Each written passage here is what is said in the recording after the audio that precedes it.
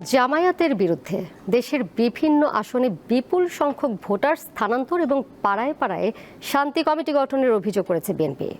নির্বাচন কমিশনে বিএনপির করা এসব অভিযোগ অস্বীকার করে জামায়াত নারী কর্মীদের হেনস্থা করার পাল্টা অভিযোগ তুলেছে। রবিবার সিইসির সাথে বৈঠকে এসব পাল্টা অভিযোগ করে দল দুটি। রাজধানীর আগারগাঁওয়ের নির্বাচন কমিশন ভবনে রবিবার দুপুরে সিইসির সাথে ঘণ্টাব্যাপী বৈঠক করে বিএনপির প্রতিনিধি দল।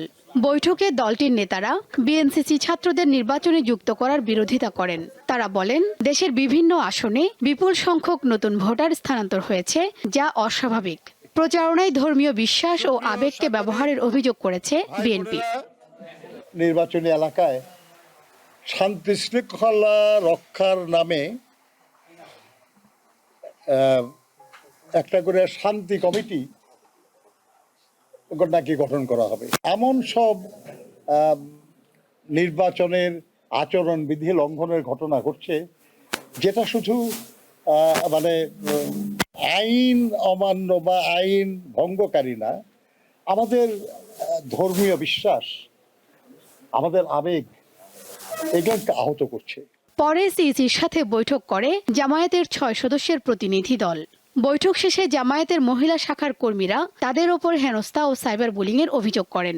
বলেন, ইসলামী বিধান অনুযায়ী দলের শীর্ষ পদে কোনো নারীর যেতে না পারার বিষয়টি তারা মেনে নিয়েছেন। পুরুষ হচ্ছে নারীদের পরিচালক, তো এখানে আল্লাহর এই নির্দেশটা, এটা কোরআনের নির্দেশ, এটা ফরজ। সেই হিসাবে কোনো ইসলামী সংগঠনে নারীরা নেতৃত্বে আসতে পারে না। আর আমরা এটা মেনে নিয়েই আমরা ঈমান এনেছি, এটা মেনে নিয়েই আমরা চলছি। কারো মত এবং তার চিন্তাকে বাই ফোর্স আঘাত করে আমাদের এই গণমানুষের নারীদের অধিকারকে কেউ রুখতে পারবে না ইনশাআল্লাহ। পাড়ায় পাড়ায় শান্তি কমিটি গঠনের অভিযোগ অস্বীকার করেছে জামায়াত। সুস্থ কোনো লোক সুস্থ কোনো দল এই ধরনের অভিযোগ করতে পারে না। এটা হচ্ছে একদল লোক, একটা দল যদি অস্থির হয়ে যায়, জনগণের যে বিপুল সমর্থন আমাদের দিকে, পুরুষ মহিলা সবার যে সমর্থন, এগুলোকে দিতে হয় তারা এই সমস্ত কথাবার্তা তারা বলছে। জামায়াত আমিরের আইডি হ্যাকের পর একটি ছাত্র সংগঠনের কর্মসূচির সাথে হ্যাকারের সম্পৃক্ততা আছে কিনা তা খতিয়ে দেখার দাবি জানান এই জামায়াত নেতা। শিউলি শবনম, দীপ্ত সংবাদ, ঢাকা।